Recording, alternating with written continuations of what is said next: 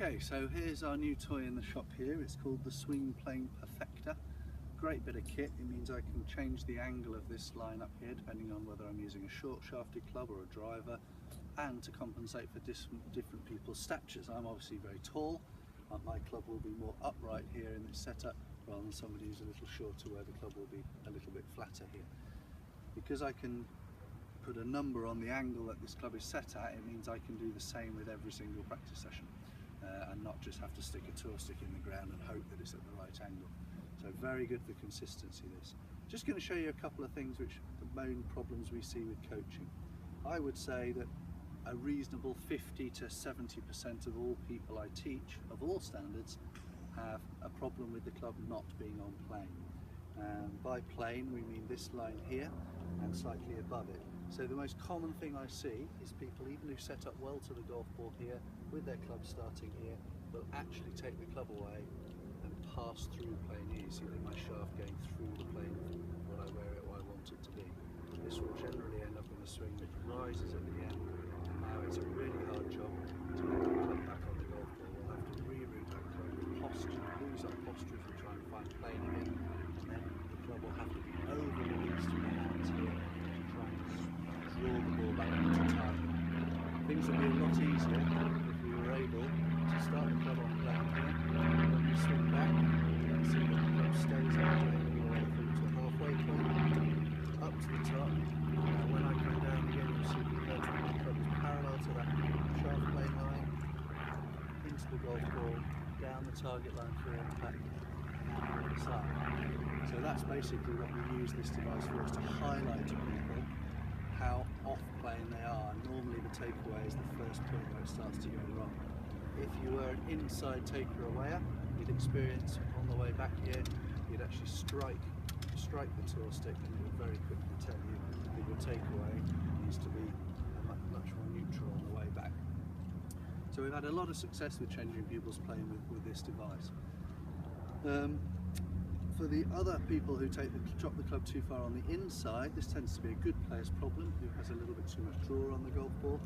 We see normally a very good takeaway, very neutral and on plane, up to the top, and because they really load the club up on the way down, the club drops too far under plane. You can see now that the club is no longer on plane, it's flat of plane here. It will strike the stick on the way down as they're trying to get the club back in. Again, this requires a lot of draw spin to bring it back onto target. For your slicer, we'll see basically with the slicer they'll take the club again under plane on the way back. As they turn, their bodies dominate the downswing here, clubs are sent out in front of them. Now there's nowhere to go but to come across the ball. The only way that ball finds its way anywhere near target is with the face gaping open so that it can slice back somewhere near the target. No power, very frustrating. A lot of misstruck shots as well, a lot of heavy shots as the club gets so steep through into it. Okay, so let's have a little look at what happens when we start to use this thing in real life. Here we start with our setup position parallel here. You can see that the shaft line that the white line gives you and my original shaft plane line here are roughly parallel, and I can start to train my takeaway not to hit the stick on the way back.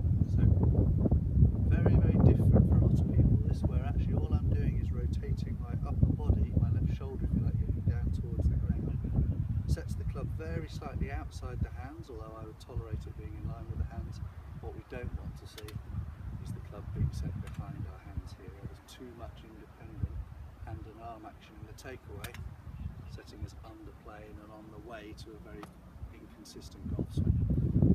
So this immediately gives you the feedback to take the club away neutral.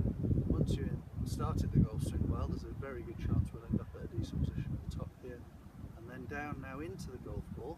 For those who slice, I'd want them to bring the club down close to the stick again, so it's trying to stay close to it here so that we can actually go neutrally down the target.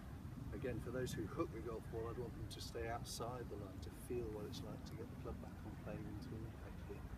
And again, for most people, the feedback has been that throughout this process they realise how inactive the hands and arms and forearms are during a good golf swing. Very much driven by the torso here.